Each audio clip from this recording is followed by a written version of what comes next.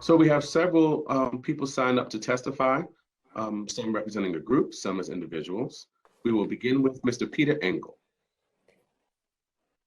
Chair, I would like to say something yes, about I'm the so bill sorry. before we get started. Sorry, because usually we have a bunch of resolutions at the beginning. This is a continuation from yesterday. This is a bill that was introduced by a council member. Yeah, Council Member Deb Jung, would you please take as long as you'd like to introduce, talk about the bill. Sorry about that.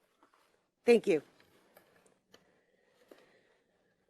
This bill deals with the Apfo waiver process, which our county council had the opportunity to confront, I guess, for the first time last fall when the redevelopment of Rosalind Rise came before the county council in their quest to seek a waiver from the adequate public facilities ordinance because one or more of the schools where the students would be attending from this redeveloped project was, at the time, we believed, severely overcrowded. And in fact, the county council had information in its possession that showed that one of the schools that the students would be attending would be as much as 136.6% over capacity as a result of this redevelopment. We were quite surprised to get this information and concerned. Nobody likes to see an elementary school going to 136.6% capacity. And we decided and then we received some conflicting information from the school district about what the real capacity issues were regarding that school. The entire project ended up having to wait for an extra month while we sorted out with the school district what the situation was and how to resolve it and whether or not the process could or whether or not the redevelopment could continue under those circumstances. And in fact, one of the individuals who worked for Enterprise, who was involved in the hearings, stated that these conversations should have been held prior. But that came out, I'm sorry, you guys, you don't understand what's going on since you're on the screen, but now my voice sounds like I'm the god of Banneker Room. Yes. You are tonight, I think, right? Yes. So sorry about that. Stated that these conversations should have been held prior, and I will just fully say that we are very new to this. This is certainly the first time we have been through an Apfo waiver process, and I think that there are conversations that we could have had earlier, and we just didn't know that was even a possibility, to be totally honest. I think next time around, we certainly know to have those conversations earlier. I think we have a better idea of who we can go to in order to have those conversations as well. I will also say something that you mentioned in a previous council hearing, which is that we are a little at the 11th hour here in terms of the development and just coming up for the Apfo waiver. For Rosalind Rise, we have just been following the process, and the SDP says that we trigger an Apfo waiver, and so that is why we are here now at the very end. This is obviously not my bailiwick, but I think for future redevelopments, if there is the possibility of doing some of those Apfo waiver processes earlier in the process, that may alleviate some of this consternation. And that was stated on the record by a member of the staff of the Enterprise Foundation who is actually going to testify tonight. I don't know that this individual is going to testify, but I think somebody else from Enterprise will be. And my response to that individual was, I cannot thank you enough for saying that. That sounds like exactly what we needed to hear. And now, in an effort to make sure that this process does occur and not haphazardly as it did the last time, and resulting in a month-long delay in the project, I introduced CB9 to try and deal with that situation. The intention of this bill is to provide the school system with more advance notice about the potential number of incoming students from the planned project and to focus attention on possible capacity strategies prior to deliberations on the Apfo waiver by the County Council. As we already mentioned, those deliberations didn't occur until, actually it occurred at the wrong time in the process because the deliberations with the school district actually occurred after we had our initial conversation with Enterprise, and we realized that we really did need to have the school district be a part of that entire conversation. The Apfo waiver process for Roslyn Rise highlighted the need for better coordination between the school system and the projects that are eligible for exemptions from growth controls. With adequate notice, I am hopeful that the county can bring together the important goals of affordable housing and an exemplary educational system. Ultimately, it is the county council who has to make the decision as to whether or not to allow a development to continue, even though a school is overcrowded. There is no other entity that makes that decision. The school district does not make that decision. The county executive does not make that decision. The Department of Planning and Zoning does not make that decision. And obviously, if a redevelopment project is coming to us and asking us to make that decision, they are not able to make that decision. It is only the county council who is in the position of having to decide whether or not it's a better idea to overcrowd a school or to allow a housing development project to move forward. So I just want to point that out and state that as loud and as long as I can, because I think a number of people here are here tonight because they're concerned that somehow this will mean that the school district will be in charge of making this decision, and that is not the case.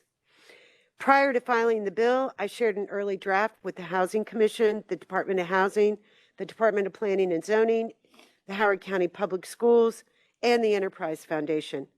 I did not hear back from everyone I contacted, but of the groups that responded, I incorporated all of their requests into the bill prior to pre-filing it. Discussions about the bill have continued with the public schools and Enterprise, and I'm working on amendments that will clarify the scope of the school system's involvement in the decision-making process. As I said, they are not the decision makers. I'm hopeful that these clarifying amendments will address some of the concerns that others might be here to share today. Thank you. Thank you, Councilmember Young. First, we have Mr. Peter Engle.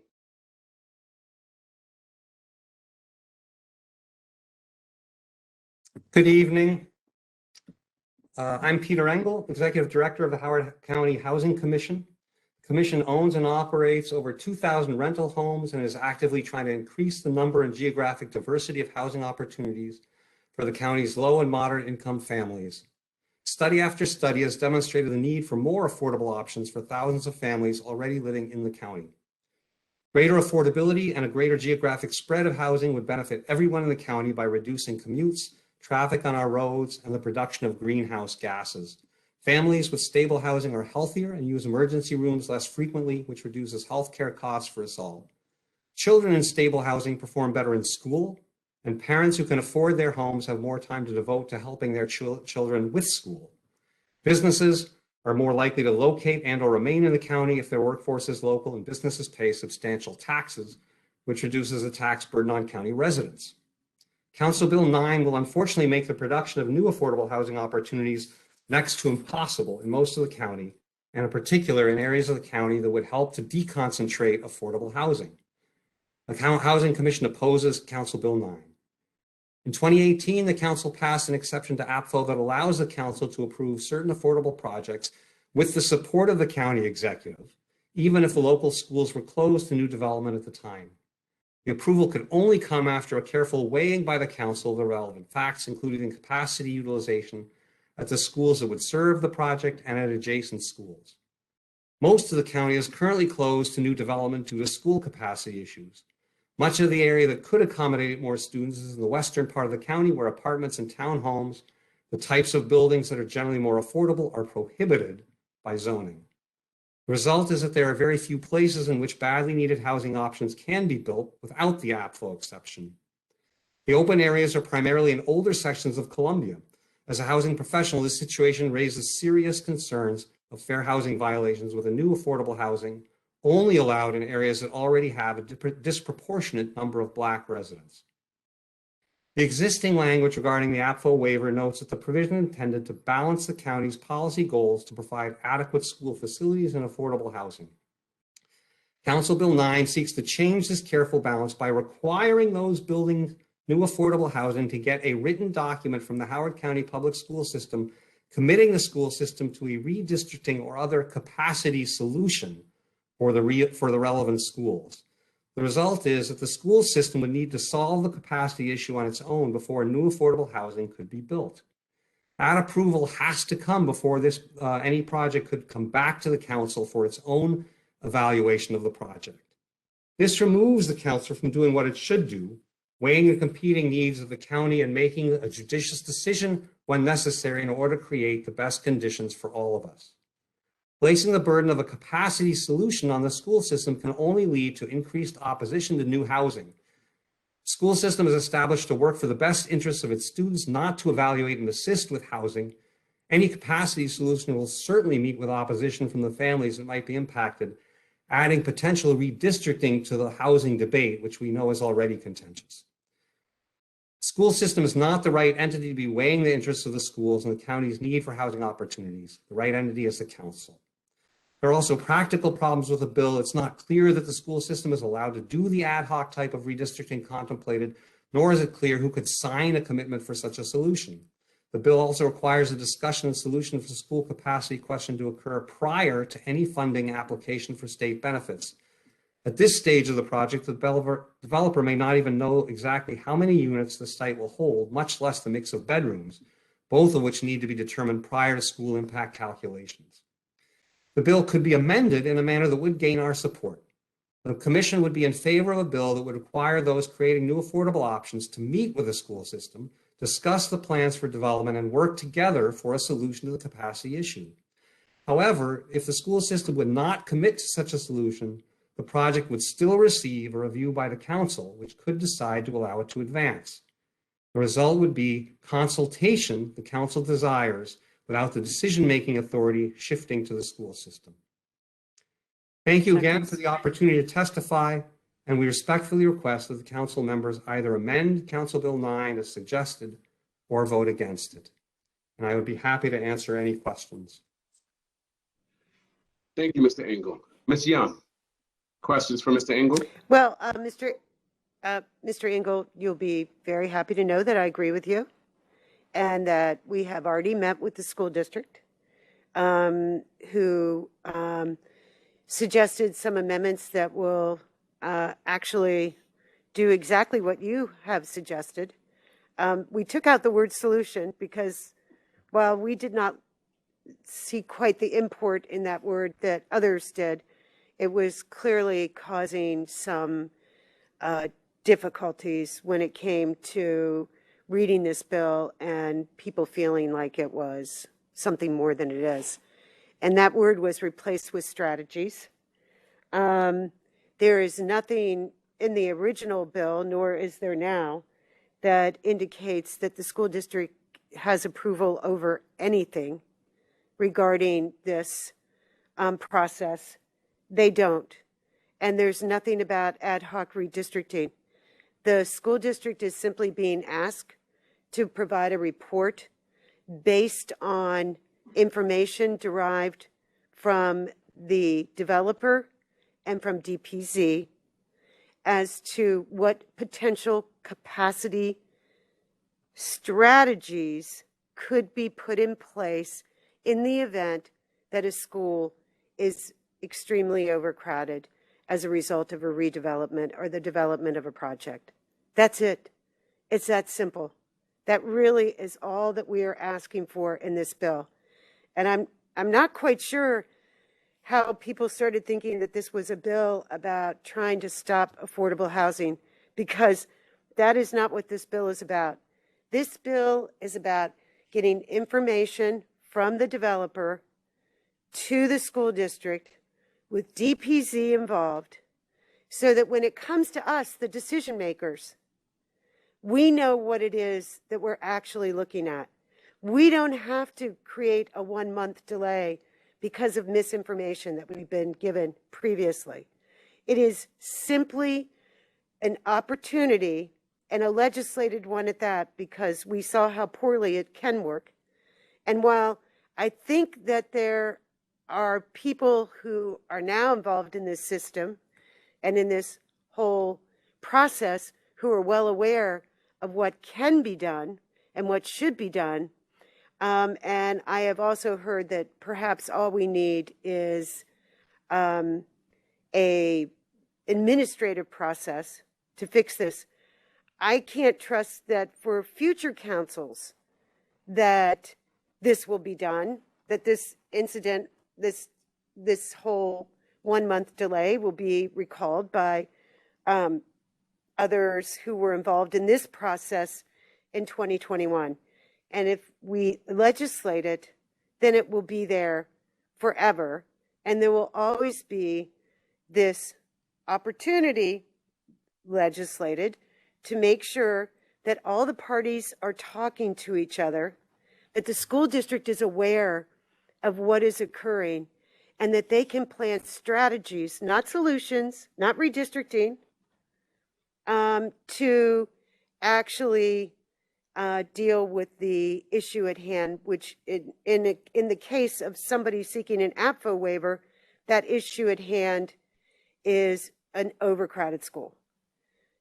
It may be redistricting to the extent that, for example, Longfellow Elementary School is over capacity, but Swansfield is not. And the school right now, or the development at the time, is slated to go to Longfellow Elementary School, but the school system may say, well, one strategy is to put those students in Swansfield Elementary School because it's not overcrowded. That is not an ad hoc redistricting. That is only a suggested strategy, and that allows the county council to know that there is capacity at other nearby schools. It doesn't assign them to a school. So I just want to make really clear that that is the purpose of this bill. And I agree with you. I totally agree that if the bill was written or designed to do what you believed or what you testified to just now, that it would not be a good solution to the problem. Okay. Are there any more questions for Mr. Engle? Can I respond? I don't know if there's a question there, but can I respond to that? Well, sure. Yes. It's just Well, that we want I to make hope sure so. that every council member gets a chance to speak tonight, and that there are several, about 4 dozen people signed up to speak tonight. So yes, Mr. Engle, please respond. I'll be quick then. Thank you. And Councilmember Young, thank you very much for that. We certainly look forward to seeing the revised language, and if what we have is issues over language, and what we're really looking for is consultation and possible strategies, we'd be pleased to look at that, the amendments, and give you feedback. Thank you, Mr. Engle. All right, thank you. Any other council member have any questions for Mr. Engle? All right, thank you so much, Mr. Engle. Have a good evening. Next up, we have Ms. Patricia Sylvester. Hi. My name is Patricia Sylvester. Can you hear me? Yes, we can hear you. We can't see you yet, but we can definitely hear you. Do I need to do something to make it? There we go. There Yes. we go. Good evening. Good evening, everyone. I'm Pat Sylvester. I live in Columbia, Maryland, and I'm testifying as a member of the Housing Affordability Coalition Steering Committee. We strongly oppose Council Bill 9. My comments tonight target our major points of concern The coalition's full written testimony includes an addendum that identifies additional practical issues and technical questions about the bill. CB9 would negate the special housing opportunity provisions in the current Apfo law by adding a burdensome and impractical additional requirement for developments of affordable housing. Additionally, CB9 would interfere with the county's efforts to affirmatively further fair housing as required under federal law. The special housing opportunity provisions of the Apfo law were carefully crafted and enacted in 2018 with input from all affected parties to enable the council to consider the full community-wide context for allowing an affordable housing development to proceed in a closed school attendance area. These special housing opportunity provisions were legislated in part to ensure that the county meets its obligation to affirmatively further fair housing. The provisions provide a reasonable path to provide housing for lower income people in the county, who are often people of color, people with disabilities, and families with children, all protected classes under federal and state law. The Apfo process is working, but it's not simple. It adds cost and time to the affordable housing development process. Robinson Overlook and Roslyn Rise came before this council, and this council evaluated the projects, considered the school capacity issues, and made a determination to allow the projects to proceed. CB9, as written, shifts the council's responsibility under the law to balance two important county priorities, housing and schools, into the hands of the school system. It requires the developer of affordable housing to meet with the superintendent's designate and secure a reassignment or capacity solution in writing before the developer could apply for any state grants or credits. The school system has a critical but narrower community responsibility than the council and should not be required to perform the council's community-wide duties. The school system's mission does not include making housing development decisions. The failure of a developer to secure such a written solution before applying to the state would preclude them from accessing the special housing opportunity waiver, despite meeting all other current provisions of the law. The coalition strongly supports collaborative and productive discussions between developer and the school system. They can happen now. CB9 does not accomplish that goal. Instead, it adds to an already lengthy and complex planning and development process, a cumbersome, unworkable, and confusing process to the detriment of housing affordability and the school system. It clearly would not further the county's duty to affirmatively further fair housing. Do you really want to undermine our fair housing obligations and put at risk our receipt of federal funding? We ask the council members vote not to adopt CB9. Thank you. Thank you so much, Ms. Sylvester. Any questions or comments? Yes, Ms. Young. Ms. Sylvester, again, I don't want to have to repeat this over and over again tonight, but I cannot emphasize enough how little decision-making, if any, and that would be none, the school district has in this process. This is not the school district making any decisions whatsoever. This is the school district being given information, as Enterprise itself indicated would be helpful, and would be helpful to do earlier in the process. Simply so that the school district can do, Ms. Sylvester, I'm speaking. Simply so that the school district can do what it needs to do, which is plan for those students and plan for a potential overcrowded school. That is all this is about.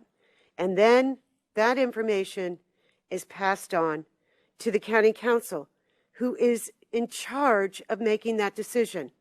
The last time we were charged with making that decision, we were given incorrect information. And as a result, that project had to wait another month. The burdensome part of that process was going through all of that process again and trying to get the accurate information that this council needed in order to make an appropriate decision. And lo and behold, what happened? The school district then told us that there were 2 schools in the area that were not at capacity, and that those students, should they need to, because it wasn't even clear at that time that the school that was believed to be over capacity was, that those students could, as a strategy, potentially go to either one of those schools. And when you have to vote between building more housing, and it really isn't building more affordable housing in this instance, because in the instance of Rosalind Rise, that was simply redeveloped affordable housing with market housing on top of it. But when you have to vote as a county council member between overcrowding schools and putting in more affordable housing, at the very least, the county council deserves to have accurate information. And if it means that there's one more meeting as a result of that, I don't think that's too much to ask the affordable housing community to do for the county council when we have to make such important decisions. Thank you. Ms. Sylvester, okay. Mr. Youngman. Thank you, Chair Jones. Ms. Sylvester, you've been through the last, several of these with us. What is the better solution other than us sitting up here and hearing, if you don't approve this project with this overcrowded school, we're going to lose our tax credit, we're never going to get one ever again, and the sky's going to fall? Like, what is a better solution Then this bill? Well, forget about the bill. Like, if it's not meeting with the school system ahead, at this stage, and the sponsor's already told you that the requirement to secure the solution several years in advance is being amended out. So this is basically a meeting. So what's so hard about that, and what would be the better solution so that when you have the tax credit and the school system didn't know it was coming, and the only way to deal with it is for the council to either lose the tax credit or approve the overcrowded school, which is not a good situation. Like, what's the better process to make sure it doesn't come down to that by the time you have your tax credit commitment? So the county has an affirmative obligation to further fair housing. So one option From who? would have been From who? the federal law. We receive federal funds. CDBG funds require us to affirmatively further fair housing. Affirmatively. So something that could have happened back in 2018 when the Apfo rule got much stricter than it had been would be to say, in an effort to ensure that there is adequate housing and we are meeting our federal obligation, a housing development that provides affordability at the levels described in the bill could move forward even in a closed school district. End of sentence, end of discussion. That's all that's needed. We could have said any affordable housing could move forward because we want to be able to ensure we are affirmatively furthering fair housing, but we didn't do that. So my position would be those are ways to meet our obligation. Instead, we set up this process. And as I said, 2 projects have gone through it. It's not easy for you, for the developer, for the people that are advocating for affordable housing, but we make it work. What I'm hearing is that because there was a mistake on Rosalind Rise, certain information didn't get to the council or to whomever. We are now going to add for all future developers and all future affordable housing an additional obligation in the law that they meet with the school system, secure a written document from the school system before they can apply for state credits, which not sure what they are, and grants. That's what the legislation before us says. Okay, so you're testifying, so your testimony is based on that obligation to secure the solution despite the sponsor telling you that's being amended out. My And the testimony answer based is on less that. planning, the answer is less planning versus having a meeting. And I also No, just I want to disagree confirm, with this that isn't statement, about Mr. all Okay, developments. This is not about all everyone, hold tight. developments. Excuse me, everyone, hold tight, hold tight. Given the hybrid format that we're in, we don't want anyone talking over anyone else. Mr. Youngman had a couple of points. I believe Ms. Sylvester was in the process of responding. Ms. Rigby has her hand up. I believe Ms. Walsh, no, okay. I'm going to Ms. turn, Young, I Chair see your Jones, I'm hand is done. I'm up going as to turn well. off. And I would like to say at this time, actually, I glanced at the agenda for the work session. This bill is not on the work session, but maybe it should be because we have 12 people signed up to testify, and this is our second that we've gotten through, and it sounds like we have more discussion. Going through 3 testimonies an hour will have us not get through what we need to get through tonight unless we plan on having a 3rd or 4th night of public hearing. So we either need to put this on the work session and talk about the bulk of this later, or look at scheduling maybe tomorrow night or Friday night for continuation of public hearing. So anyway, just want to put that out there. Mr. Youngman, Ms. Sylvester, did you want to finish your response? I would just say that I did not agree with Mr. Youngman's description of what I was recommending. And that's all. Okay, thank you. Ms. Rigby, I see your hand, and then back to Ms. Young. Ms. Rigby.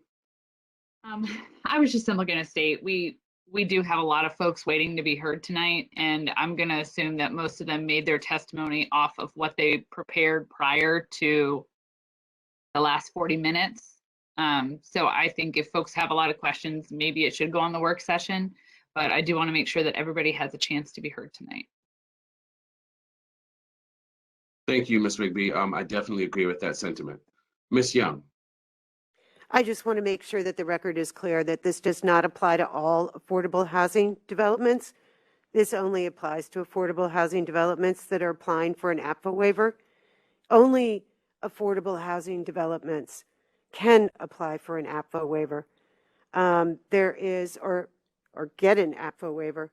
Regular developments have to wait 4 years or until the schools become open again. And if a moderate or low income housing development is being built that isn't seeking an APFA waiver, they don't have to be involved in this process at all. I just want to make that, I want to make the record clear. Thank you, Ms. Young. All right, any other council members have any more questions?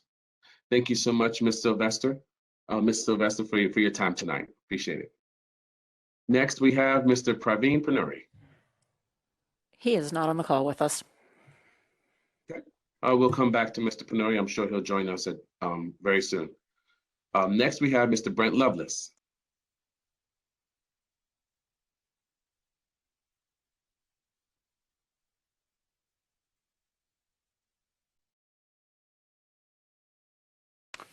Good evening. My name is Brent Loveless, and I am the Legislative Chair of the PTA Council of Howard County, representing the delegates from the Howard County Public School System, schools across the county. This somewhat mundane topic is quite significant, as I was one of the original task force members during the last APFO update. In those sessions, we granted very generous exemptions to remove all affordable housing from housing unit allocation limitations countywide. My positions to prevent school overcrowding, however, resulted in retaliation against my family from the president of the Home Builders Association exactly 5 years ago to this date. That left my aunt homeless and our historic family estate leveled, while a broad assortment of past and present county officials turned a blind eye to defend a culture that put development interests above the interest of children. I was present at the mysterious overnight expiration of APFO legislation, where a do-over reintroduced a series of participants from the affordable housing community, which you are hearing from tonight, defending an unexpected exemption for school overcrowding created for certain non-inclusive projects. In my years as the PTA Council President and Legislative Chair, our organization has consistently and unanimously opposed purposeful overcrowding of schools with positions voted on by our delegates countywide. CB9-2022 appears to address a serious flaw to an exemption process where applicants of projects do not even need to consult with the school system in their placement of projects, which can drastically affect enrollment. The membership is generally in favor of this bill as an improvement, however, respectfully asks for amendments that address the following.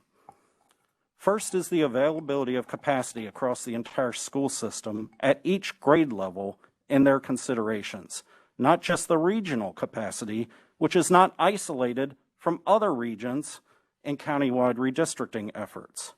In layman's terms, the membership would like you not to reserve or promise seats that are intended during each redistricting cycles to serve the purpose of resolving overcrowding for children that are in 200 plus trailers in our school system. Second is the consideration of the scope and cumulative scope of the projects seeking exemptions. There's no limit to the size and frequency of projects requiring additional enrollment capacity in a system, from projects that traditionally provide or contribute proportionately low mitigation fees to offset their impact. The third consideration is how capacity, and I'm going to say this is slightly wrong with new information, how capacity guarantees will integrate with the Policy 6010 criteria and the Council's assurance to fund capital projects to support the exempted capacity demands that they create locally as well as system-wide. While there may be a lot of emotion around this topic, remember that this is only an issue to either party when there is insufficient capacity for our children's education. A fully funded system with adequate capacity for all children and permanent facilities poses no barriers to affordable housing projects. I understand that there is new language and amendments, and we will definitely be watching and looking to see how they relate to what I have just said, as well as what we hope to achieve with this. I was also a member on the last committee dealing with affordable housing and have quite a few insights if you'd like to ask me questions on that layer as well. Thank you. Thank you, Mr. Loveless, and thank you for. Thank you, Mr. Loveless. Are there any questions for Mr. Loveless? Ms. Young, go ahead. I just wanted to thank Mr. Loveless for reaching out to me before tonight's hearing and discussing his concerns with me and helping me actually to create some of the amendments that you haven't seen yet, but we will be publishing shortly. So I appreciate that. We look forward to that. Thank you. Do we have Mr. Praveen Panoria yet? No, sir. Okay, just let me know if he, before I start the next person, or maybe 2 or 3 down, if he jumps on, we'll squeeze him in. Next, we have Mr. Tom Coale. Good evening, Tom Coale on behalf of Enterprise Community Development. I appreciate that amendments are going to be proposed for this because as written, I think where a lot of the concern is coming from is the language that the nonprofit affordable housing provider shall secure a reassignment or capacity solution in writing prior to the application of state grants. So with the understanding that that will likely be amended, I wanted to talk about some other elements of the bill. The first one is I wanted to make clear, since Rosalind Rise is being used as the example, that the 300 units approved by the zoning board in the amendment to the preliminary development plan across 5 sites, of which Rosalind Rise was a part of, those 300 units have been incorporated into school planning. And so to the extent that there is any additional meetings that would be necessary, the school system already knows that these units are coming online, and actually the capacity that we were seeking a waiver from with the Rosalind Rise pilot already included our students. So I think that's an important point of clarification, and to suggest that the school system was caught unaware is just not exactly true. The second concern specifically relates to the timing of this request, and I appreciated Mr. Youngman's question of Ms. Sylvester before. The solution here is not necessarily to prompt these meetings, because the application for tax credits is something that's time sensitive and it's competitive. Not all of the petitions for tax credits are going to get those tax credits. So what this law as written sets up is a system where a nonprofit affordable housing developer is going to have to meet with the school system routinely, potentially quarterly, to discuss hypothetical projects and have hypothetical capacity solutions or data gathering that will never come to fruition. And I would suggest that that is not a good use of time for either the school system or affordable housing developers. I think we're all frustrated with the timing of these things and the fact that there is risk involved for the affordable housing provider. But that is just the nature of the LIHTC system. And I don't think it is going to be cured or fixed in any way by the school system being involved, because again, as has been indicated, there's going to be an amendment where the school system is just providing data. So it is not as if we are preventing the same setup that was of concern with Rosalind Rise. You are still going to receive these waiver requests. There are still going to be tax credits at issue. It will just happen that the timing of a certain meeting occurred before an application for tax credits were provided. And the last note I wanted to make is last night was focused on moderate income housing units. What we really need is low income housing units. And those are the ones that are provided by low-income housing tax credit programs. So I would strongly recommend that this be completely reworked or voted down. Thank you. Thank you so much, Mr. Coale.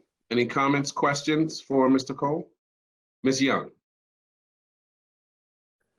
So, Mr. Coale, I'm not sure, and I don't know if the school district is here tonight, but I don't believe, while I agree that the school district knew about those 300 units, I know I didn't know that almost half of those units were going to go to one of the 5 developments that Rosalind Rises or that Enterprise is redeveloping.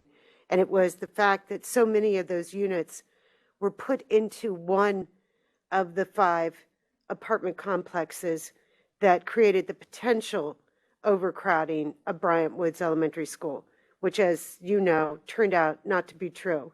So that was problematic. And the school district, I don't think, did have knowledge that that was Enterprise's ultimate plan. And I also wanted to point out that this is a snapshot in time, just like it is for any kind of developer. And all developers have to come in and give their plans to the school district. And with most developers here in Howard County nowadays, it means that they have to wait for a period of time because the schools are overcrowded in this county and there isn't capacity for the kids.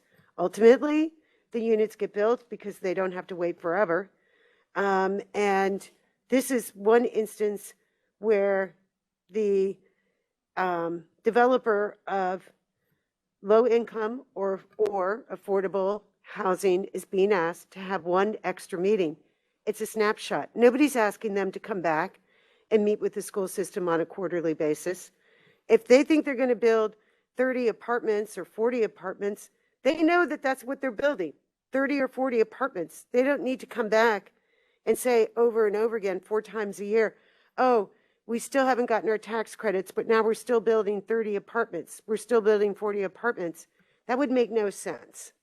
And really, again, I think part of this is trying to resolve the issue of what we as a county council have seen since we've been seated, which is affordable housing advocates and developers coming in and saying, you can't deny us our project because we already have our tax credits.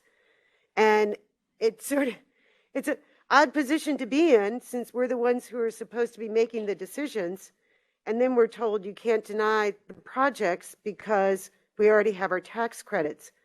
If the developer is going before they have their tax credits, then at least we would know that when they come to us to ask for the Apfo waiver, that they're not telling us, you can't deny this project because we already have our tax credits.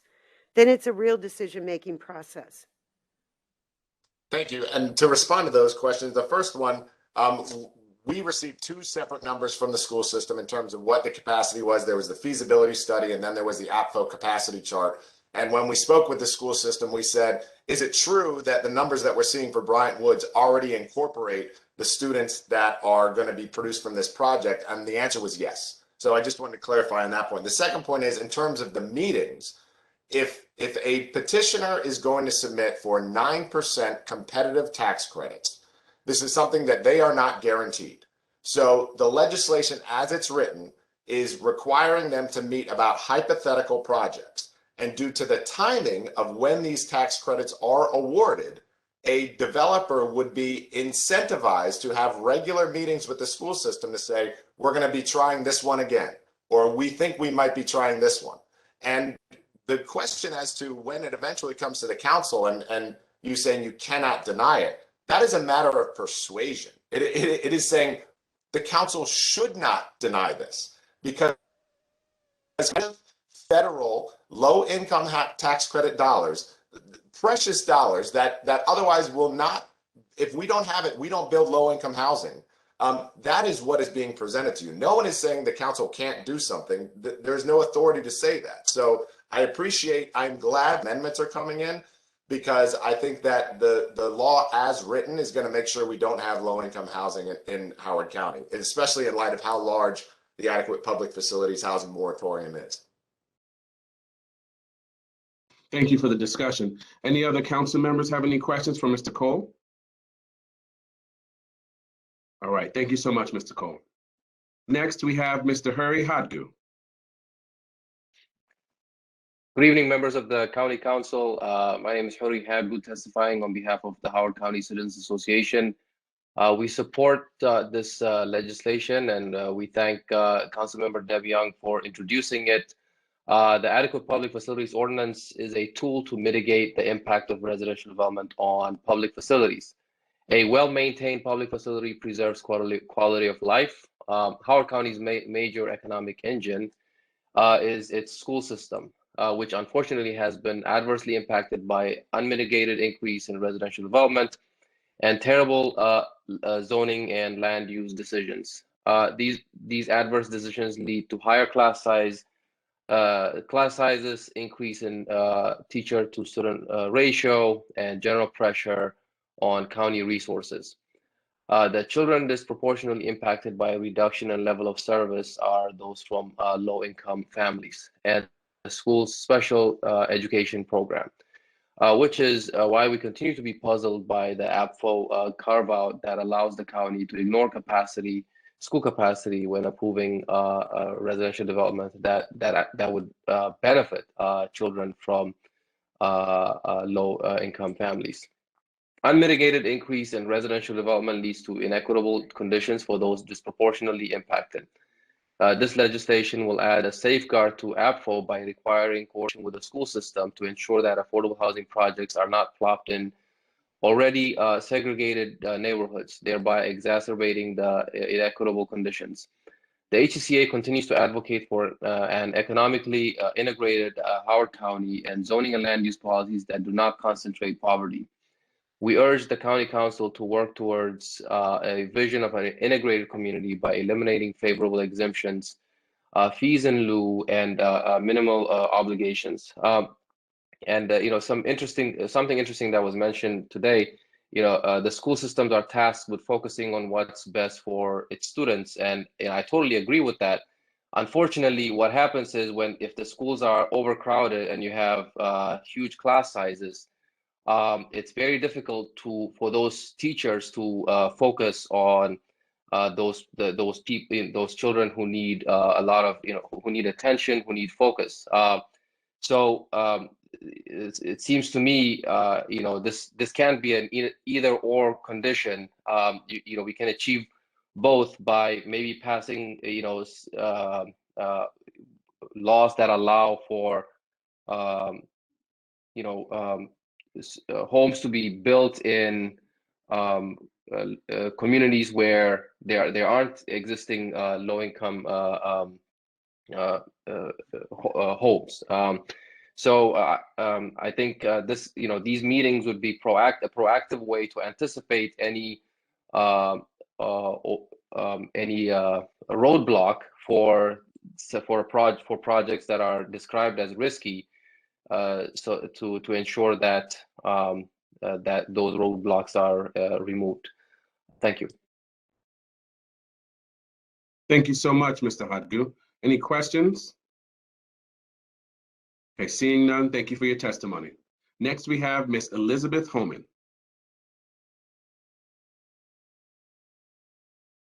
Good evening. My name is Elizabeth Homan, and I serve as chair of the Howard County Housing Commission. While the commission's executive director spoke earlier on behalf of the commission, it is important for me to speak on my own as a concerned commission member. There are roughly 5,000 individuals and families living in Howard County who need an affordable place to live. They contribute to the Howard County that we know and love. They help strengthen our economy and enrich our community.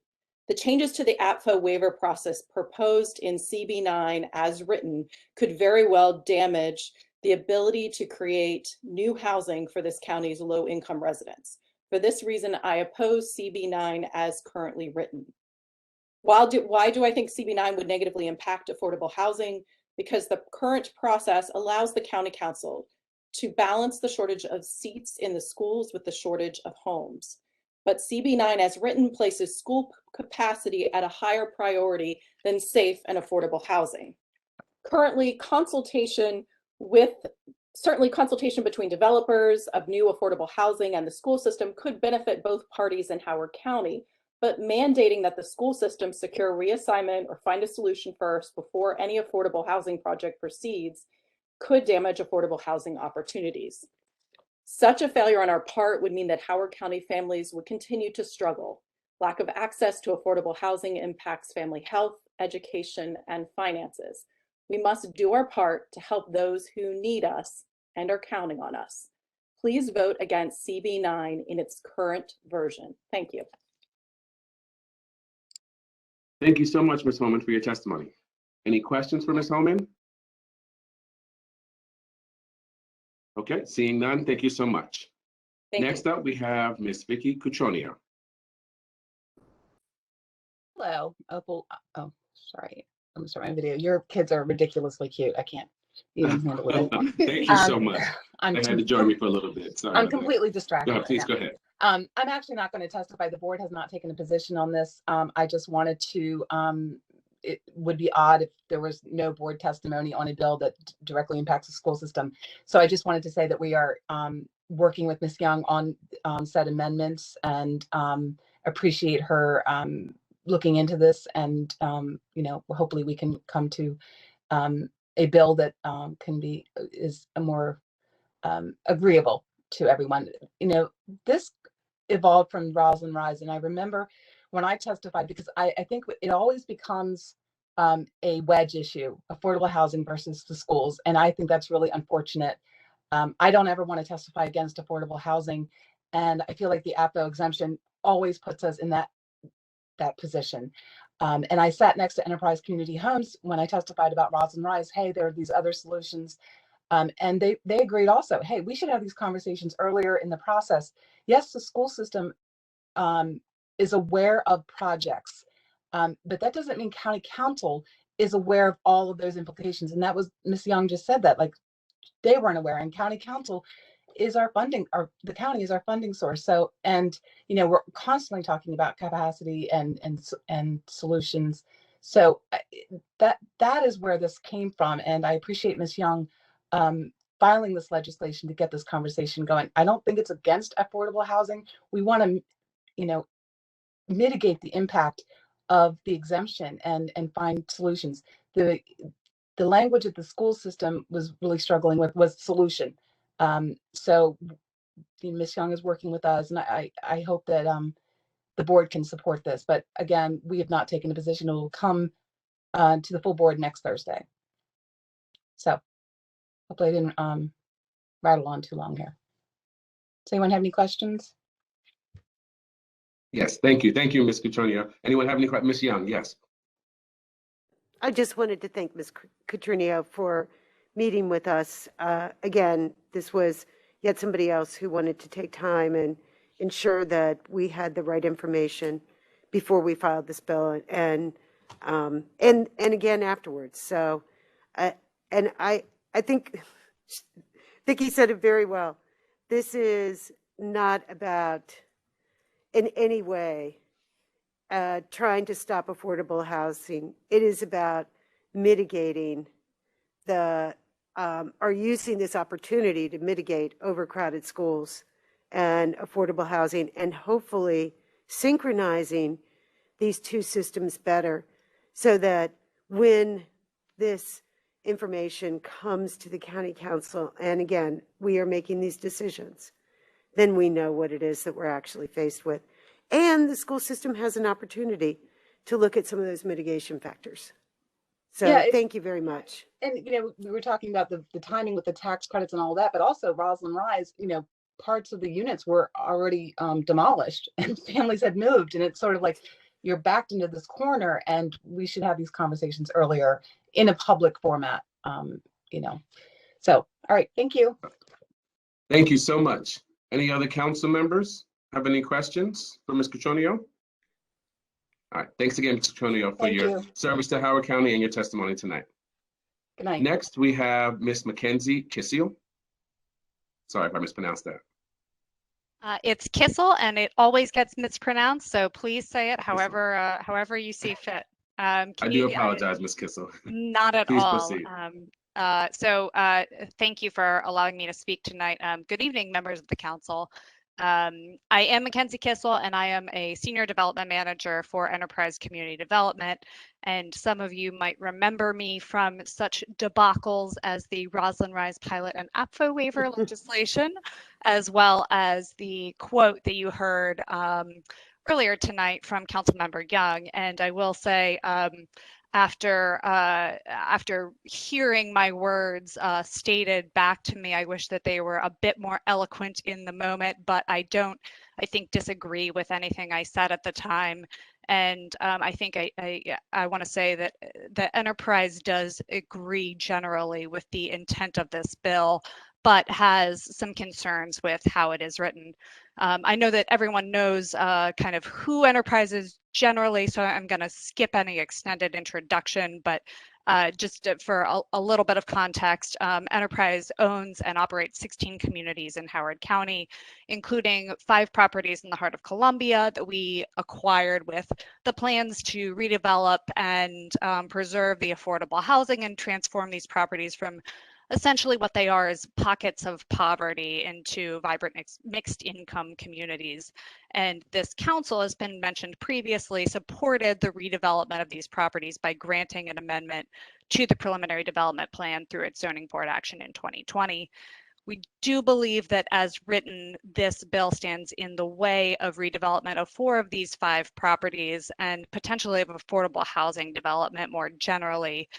As we read this bill, again, as written today, I'm sorry to keep saying that, we see that this bill shifts much of the responsibility for approval of new development to the school system, a system that, in our opinion, is not created or designed to provide such approval.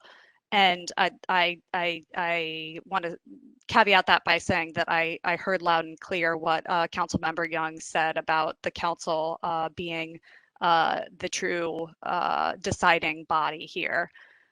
To be clear, we welcome the opportunity to increase communication with Howard County Public School System and have already begun that process for ourselves.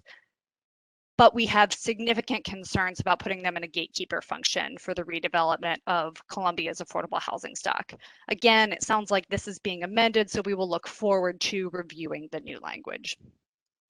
2, asking Howard County Public School System to create plans for developments that have not yet applied for tax credits or major grants will lead to significant unnecessary work and potentially plans that are based on data that is too early to be accurate. This legislation compels affordable housing providers to set up potentially superfluous and unnecessary meetings just to ensure that the notice provision has been met. And we see this not only as somewhat of a burden on affordable housing developers, but potentially a big burden on the school system as well. We do believe that this bill could be amended to benefit both the school system and affordable housing. We want to be engaged in identifying solutions and have a full set of data for the council. We also want to be partners in making the Apfo waiver criteria clearer and more predictable for developers, for the school system, and for Howard County Council.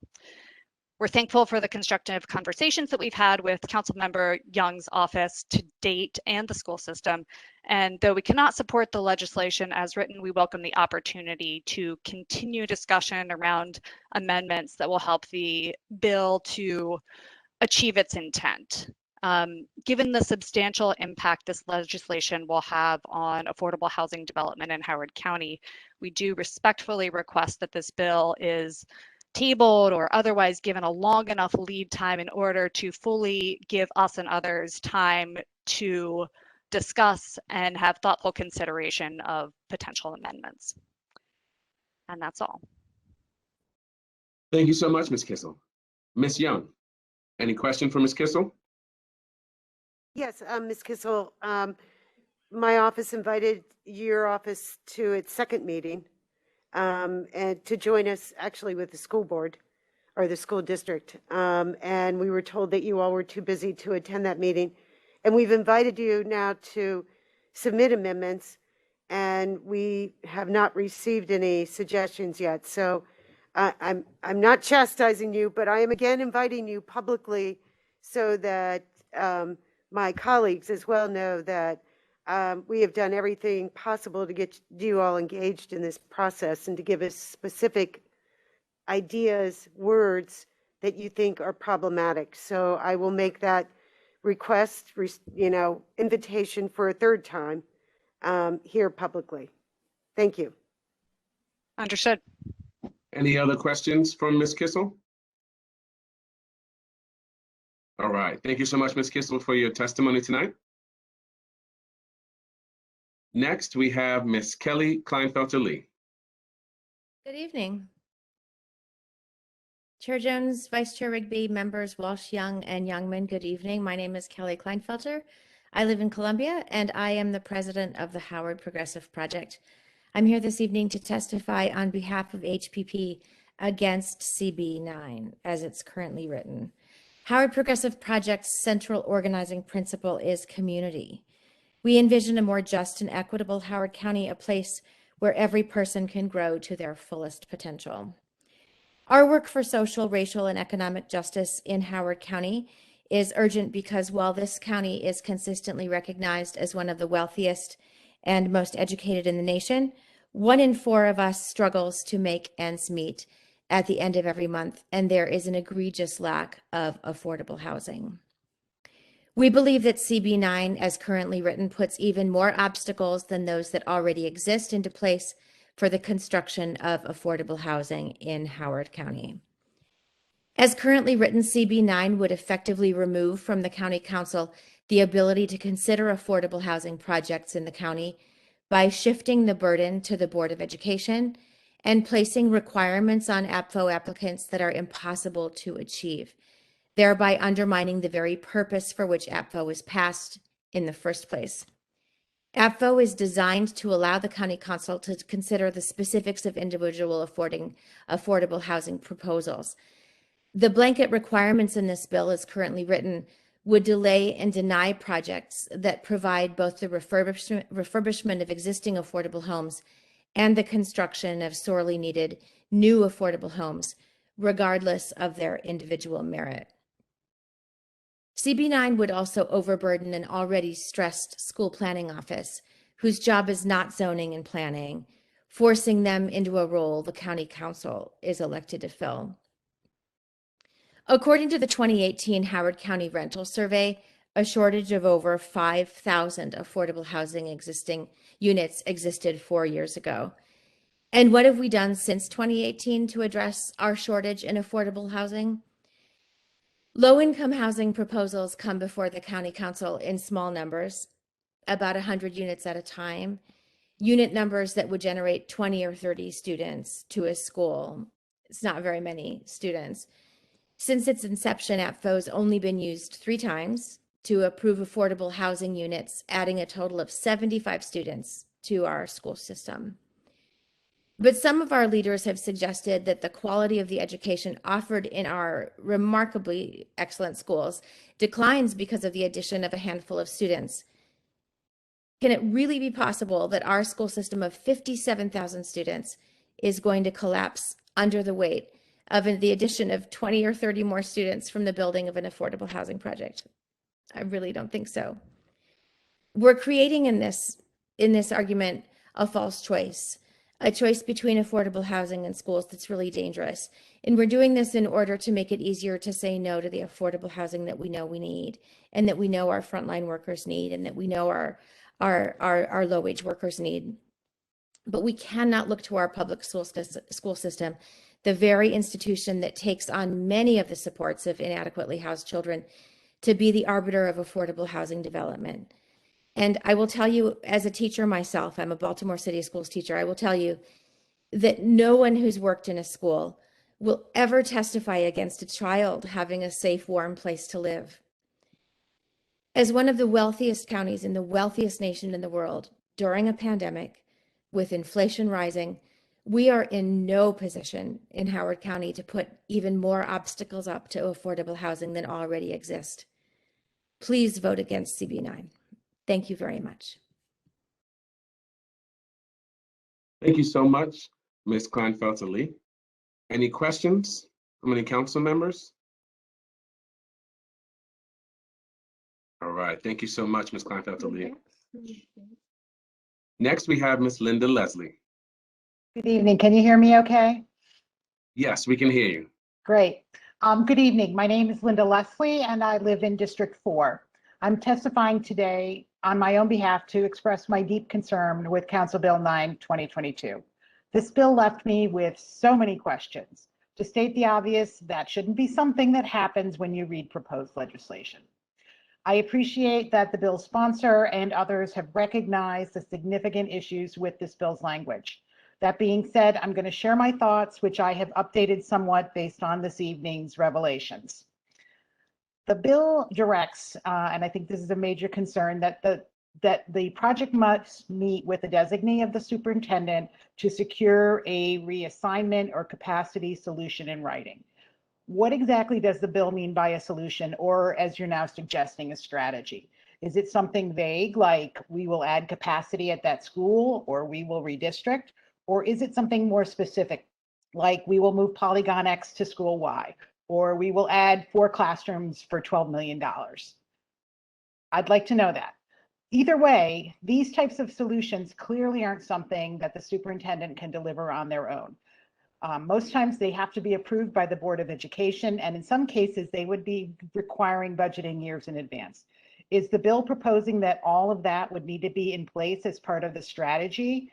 Obviously, we need an answer to that. Add to this the bill's requirement that the solution be secured, not discussed, prior to the developer's application for state grants or credits. Earlier this evening, Mr. Coale and Ms. Kisiel provided some very interesting insight from their perspective as to why design, this is a requirement that might be great in theory, but terrible in practice. Also, as Mr. Engle raised earlier, the design of a project might be dependent on approved funding. It seems to me that there's a very real risk that the strategy would be developed based on a design that is very different from the final development that is funded. Obviously, I think we all agree that the language of this bill is not viable as introduced. However, beyond this, I have broader concerns with CB9. I received an email from my council member explaining the bill's intent to, quote, provide the school system with more advanced notice about the potential number of incoming students, end quote, and to, quote, focus attention on school capacity solutions prior to deliberations on the Apfo waiver by the county council. While better 30 planning seconds. is an admirable goal, I'm worried about that second part of the intent. Developing school capacity solutions prior to Apfo deliberations is not a bar affordable housing projects should be required to meet. Just a few weeks ago, I and hundreds of other Howard County residents spoke up loudly and clearly that the Roslyn Rise redevelopment should not be held up based on Apfo considerations. Yes, school capacity is important, but it is not more important than the ability of families to live in safe, affordable housing. Howard County That's your can time. and must do better than pitting affordable housing against schools. Please reject CB9. Thank you. Thank you, Ms. Leslie. Any questions for Ms. Leslie? All right, thank you so much for your testimony tonight, Ms. Leslie. Next, we have Mr. Kevin McKenzie.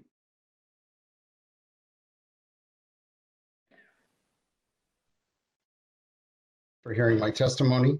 My name is Kevin McAliley, and I'm chair of the Wilde Lake Community Association, Wilde Lake Village Board. Thank you, members, for your service to our community, to our council, to our county. We are concerned about CB9 and its intent. Right this second, it just seemed that there were very, very broad concerns about this particular bill. But as I'm hearing different sides of it, it truly sounds like there is a way around this, and there are amendments coming. So we're looking forward to that.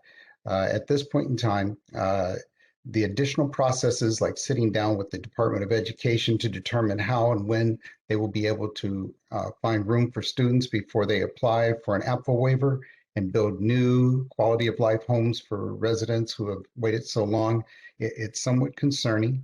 We're putting the onus back onto the schools where it should be with government.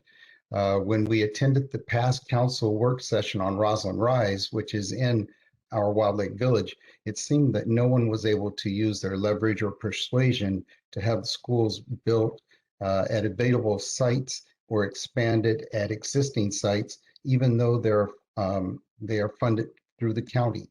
We heard suggestions of adding more mobile units, but that is not feasible in our Wilde Lake Village.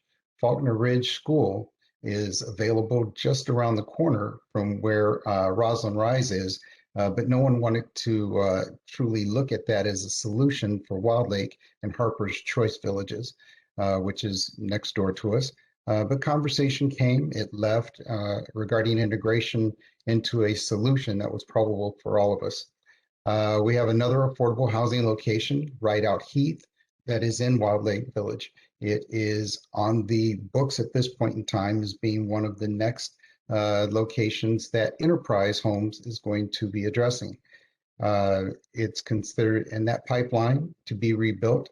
There are 3 others in neighboring Harper's Choice Village. They are all will end up going to most likely the same schools that we've been talking about earlier in this conversation. If this bill is passed, Enterprise may not want to invest in any Howard County properties because of all the additional hoops that are being set in front of them. We've been working on this project for over 8 years. We've seen a couple of county councils come through, and each group is, very, very diligently taking this on. We appreciate that. But as a neighborhood, as residents, as representatives of our residents, we're just wondering when will it stop as far as the new rules and the new hoops that people have to jump through to get better housing within our village. We just don't want to see Enterprise that currently is here. They've gone through the processes that we've set in front of them. And I just don't want to see them pull their existing plans, walk away entirely, and leave our neighbors and our constituents without any recourse. We have watched our school decisions take years to bring to fruition any decision, especially something as deep as this one, that you're seeking this new bill for. Who knows how long it will take for the education organizations to decide if they want to help with a community project, like enabling Wild Lake residents to have a better place to live. This could delay the construction of future locations even more and make the burden on housing commissions, affordable housing advocates, and others. Most of those are volunteer positions. It's going to make that even more tiresome and tedious. So with the bill, the way it's currently written, we would reject and ask you to not approve it. Definitely look forward to seeing the amendments as they are suggested. That is all we have for this particular bill. And just in case I don't get a chance to say it later, we support complete streets. 30 seconds. Thank you.